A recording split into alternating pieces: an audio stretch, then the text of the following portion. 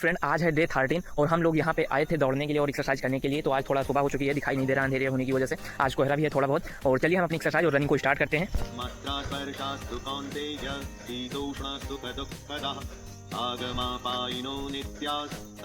होने वाले इंद्रिय और विषयों के संयोग तो उत्पत्ति विनाश, लेकिन ये सब हमारे शरीर से जुड़ी बातें हैं जो खत्म होने वाली है, सारी की सारी खत्म होने वाली है।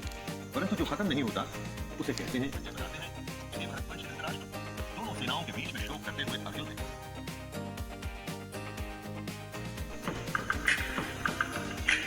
वो ने अपनी एक्सरसाइज और रनिंग को कंप्लीट कर लिया है। हमने आज 500 मीटर रनिंग किया होगा, ज़्यादा रनिंग नहीं किया क्योंकि हमारी बैक कमर में दर्द हो रहा था।